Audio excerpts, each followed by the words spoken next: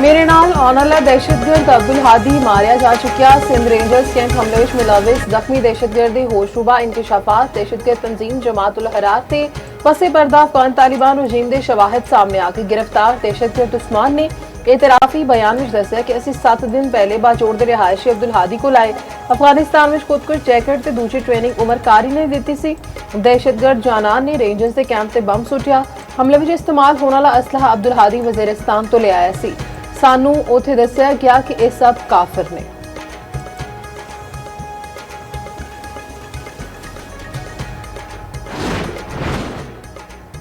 कराची में पाकिस्तान रेंजर्स के कैंप से दहशतगर्दों का हमला नाकाम। 3 खारिज हलाक, 1 जख्मी हालत में गिरफ्तार। फायरिंग के तबादले में 3 जवान शहीद, 4 जख्मी। ISPR के मुताबिक 27 जून को भारतीय प्रॉक्सी जमात उल हरात ने सिंध रेंजर्स के कैंप से हमला किया। दहशतगर्दा ने मेन गेट से धमाके के बाद हिफाजती हसार तोड़ने की कोशिश की थी। रेंजर्स के जवानों ने फौरी जवाब नाल खारिज के मजमूम अजाइम को नाकाम बना दिता। गिरफ्तार जख्मी खारिजी एक अफगान शहरी है। सदर मुमलिकत वज़ीर आज़म की कराची हमले की मजम्मत। शोहदा को खिराज अकीदत फील्ड मार्शल दा शोहदा के अहले खाना नाल गहरे दुख ते अफसोस का इजहार। आख्या बहादुर सिपाहियों दी कुर्बानियां मुल्क के दिफा ते सलामती दर्जन को होर मजबूत बनाउंदियां ने। कराची में दहशतगर्द हमले में शहीद रेंजर्स जवानों की नमाज जनाजा अदा। वज़ीर दाखिला मोहसिन नकवी, गवर्नर सिंध, वज़ीर आला सिंध ते आला हुकाम की शिरकत। मोहसिन नकवी ने आख्या कि जिम्मेदारों तो हिसाब लिया जाएगा। गवर्नर सिंध बोले भारतीय स्पॉन्सर दहशतगर्दी बर्दाश्त नहीं करेंगे। वज़ीर आला सिंध मुराद अली शाह ने आख्या दहशतगर्दी के मुकम्मल खात्मे लिए सिक्योरिटी फोर्सेस नाल खड़े हैं।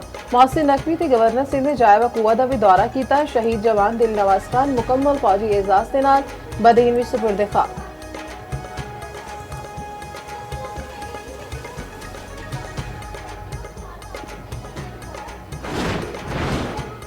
मुल्क भर में गैर कानूनी तौर पर मुकीम अफगान शहरियों की फौरी गिरफ्तारी का हुक्म। वजारत दाखिला ने 10 जुलाई की डेडलाइन मुकर्रर कर दी। 11 जुलाई तो कार्रवाइयां की रोजाना रिपोर्ट जमा कराना लाजमी करार। गैर कानूनी अफगान बशिंदियां की वड्डे पैमाने पर गिरफ्तारी का इम्कान। 4 सूबियां ते इस्लामाबाद में गैर कानूनी अफगानियों की गिरफ्तारी का हुक्म दिता गया। विफाकी वजारत दाखिला ने बाकायदा नोटिफिकेशन जारी कर दिता।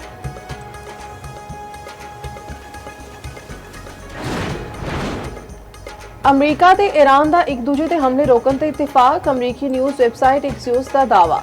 दोवें मुल्क इस हफ्ते दोहा विच मुज़ाकरात करन ते मुत्तफिक हो गए ने। हुर्मुज़ तो तजारती जहाज़ां दी आमदोरफ्त जारी रहेगी।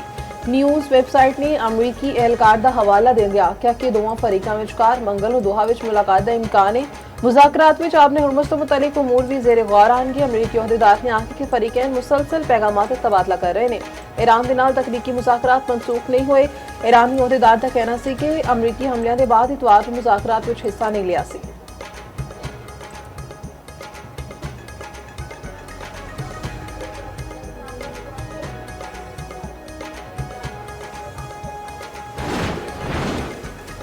ईरान की खलीजी मुल्कां नूं मुश्तरका फ्रेमवर्क की पेशकश। अमरीका नूं आपने हुर्मुज़ की मुकम्मल बहाली विच रुकावट करार दे दिता गया। ईरानी वज़ीर खारिजा अब्बास अराग़ची ने खबरदार करते आखे कि आपने हुर्मुज़ के इंतजाम विच मुदाखलत कशीदगी वधा देगी। हुर्मुज़ विच ट्रैफिक बहाल करने की जिम्मेदारी सिर्फ तेहरान की है। पिछलियां 2 रातां विच होने वाले तसादुम वाज़े मिसाल ने। बगदाद विच इराकी हमनसब नाल न्यूज़ कॉन्फ्रेंस करते आख्या कि जंग खिते विच किसी भी मुल्क के मुफाद विच नहीं। बिरोनी फौजी ताकतों को सिक्योरिटी निज़ाम तो बाहर रखा जाए। इसराइल का लेबनान तो इनखिलाफ हमले रोकना मुफाहमती यादाश्त का लाजमी हिस्सा। इराकी वज़ीर खारजा फवाद हुसैन दा आपने हुर्मुज़ की मुकम्मल बहाली ते जोर। अब्बास अराग़ची इराकी वज़ीर आज़म नाल मुलाकात खिते दी ताज़ा सूरत हाल ते गलबात।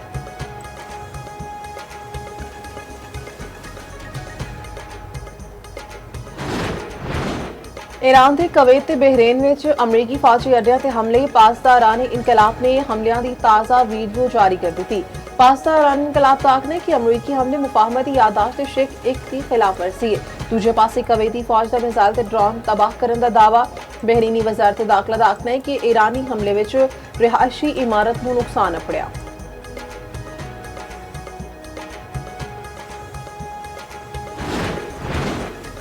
अमरीकी ते इजरायली जराइम नूं मुल्की और आलमी अदालतां में चुकिया जाए। ईरानी सुप्रीम लीडर का मेनाब स्कूल के जंगी मुजरिमां नूं इंसाफ के कटहरे विच लियाउण दा मुतालिबा। मुश्तबा खामनाई ने जुडिशरी वीक के बयान में आख्या कि मुसलत करदा जंगा विच ईरानी फौज के नुकसान तो उजागर किया जाए। ईरान के खिलाफ अमरीकी ते इजरायली जंगी जराइम का मुकदमा लड़िया जाए।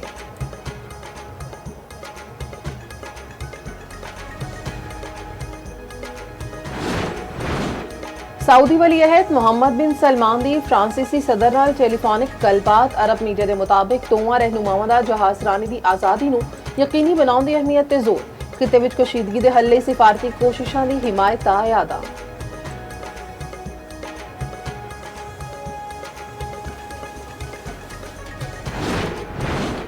पाकिस्तान ते सऊदी अरब दा खिते दी बदलदी सूरत हाल ते इज़हार तशवीश। नायब वज़ीर आज़म ते सऊदी वज़ीर खारिजा दा टेलीफोनिक राबता। तर्जुमान दफ्तर खारजा के मुताबिक इस साख्तार दा अमन दे फरोग लई कम जारी रखने दे अज़म दा इआदा। फैसल बिन फरहान दा छेती दौरा पाकिस्तान दा ऐलान। इस साख्तार दे बेरहमी हम मनसब ने यूरोपी यूनियन दी आला नुमाइंदा काया कालास नाल भी राबते।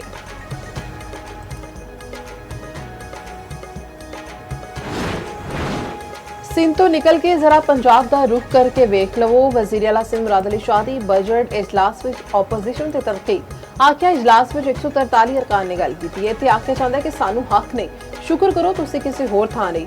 सूबे दी तरक्की लई सारिआं नूं मिल के काम करना पएगा। चैलेंज करने आ कि 1 रुपया भी गलत बंदे नूं चला गया होई तां जिम्मेदार सिंध असैम्बली विच फाइनेंस बिल कसरत राय नाल मंजूर। 273 अरब रुपए दा ज़िमनी बजट भी मंजूर कर लिया गया।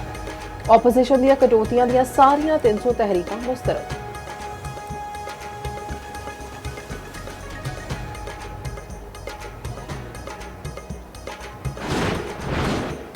Opposition leader Sindh assembly Ali Khurshidi दे पीपल्स पार्टी ते लफ्जी वार।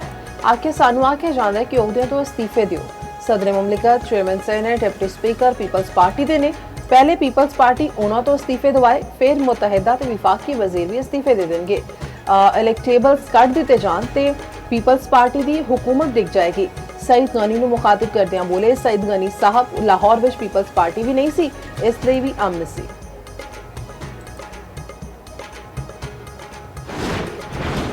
बल्दिया उज़मा कराची दा बजट कसरत राय नाल मंजूर। मेयर कराची मुर्तजा वहाब ने अगले माली साल दा बजट पेश किया। कराची के मसाइल दे हल लई ओपोजिशन नूं नाल चलण दी दावत। सिटी काउंसिल इजलास विच आख्या कदों तक कराची शहर का बंटवारा किया जाएगा। ओपोजिशन लीडर की तकरीर के दौरान मेयर कराची तो चले गए।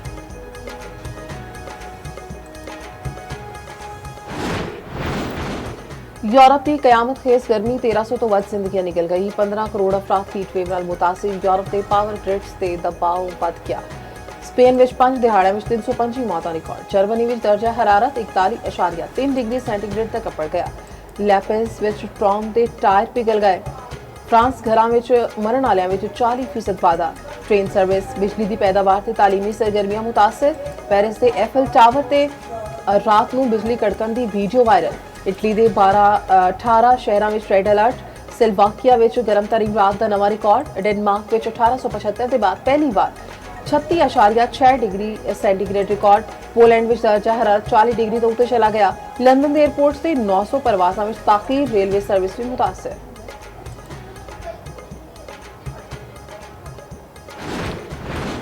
दुबई में शदीद गर्मी के बायस गड्डियां विच अग लगन लग पई। दुबई पुलिस ने एडवाइजरी जारी कर दी। आख्या शदीद गर्मी विच गड्डियां दी बरवक्त सर्विस ते मुनासिब देखभाल यकीनी बनाओ। गड्डियां दे टायरां दी जांच ते बाकायदा टेनिस जरूरी है।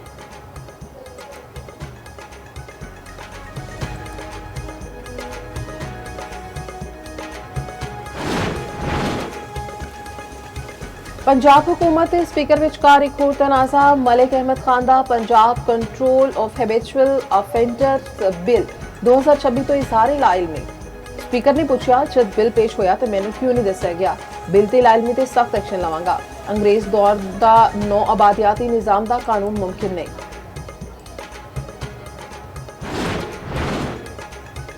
केपी असैम्बली विच खातीन अरकान ने डिप्टी स्पीकर विच शदीद तलब कलामी। ओपोजिशन रुकन फायजा मलिक नूं वूमन यूनिवर्सिटी का मसला चुकन तो रोक दिता गया। डिप्टी स्पीकर ने आख्या जिमनी बजट के अलावा किसी मौजू ते गल नहीं हो सकती।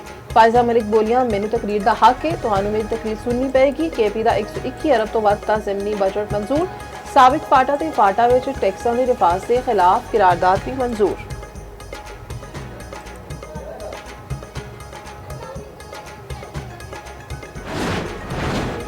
आजाद कश्मीर इंतखाबात विच पीपल्स पार्टी ते JUI का इतिहाद। 2 हल्कियां विच JUI के मौलाना सईद यूसुफ की हिमायत का ऐलान। पीपल्स पार्टी आजाद कश्मीर के सदर चौधरी यासीन कहते हैं कि LA 14 ते LA 27 तो मौलाना सईद साढ़े उम्मीदवार होंगे। मौलाना सईद ने आखिर कि इन्होंने दो हल्कों में पीपल्स पार्टी सादी हिमायत करेगी। पीपल्स पार्टी ने उम्मीदवारों का ऐलान ही कर दिता। LA सितारा बाग 4 हवेली तो फैसल मुमताज राठौर उम्मीदवार नामजद। मीरपुर LA1 तो अफसर शाह, LA2 तो कासिम मजीद उम्मीदवार नामजद, LA5 बमब्रून बरनाला तो चौधरी परवेज अशरफ नूं नामजद किया गया। LA10 कोटली तो चौधरी यासीन पीपल्स पार्टी तो उम्मीदवार होंगे। पाकिस्तान तहरीक इंसाफ ने 31 उम्मीदवारों को टिकट जारी कर दिते। गिलगित बल्तिस्तान के नौ मुंतखब वज़ीर आला अमजद हुसैन की हल्फ बरदारी की तकरीब मुलतवी। एलामे के मुताबिक बिलावलपुर सरदारी की आयतुल्लाह अली खामेनाई की नमाज जनाजा विच मुमकिन शिरकत की वजह नाल तकरीब मुलतवी की गई। हल्फ बरदारी की नवी तारीख ते वेले दा ऐलान बाद विच कीता जाएगा।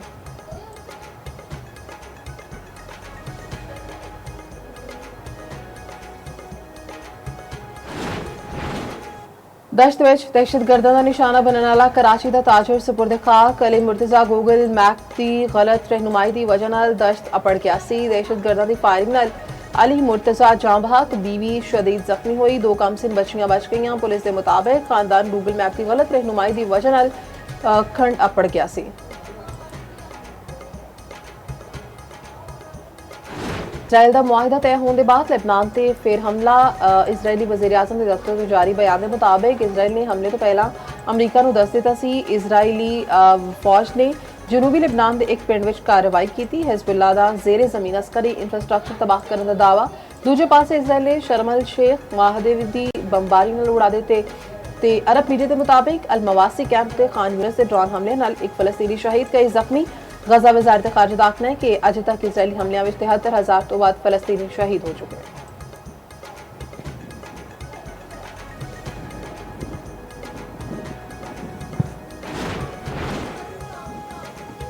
सऊदी ऑयल कंपनी के हैलीकॉप्टर नूं हादसा। सरकारी मीडिया के मुताबिक हादसे में 14 बंदे हलाक हो गए।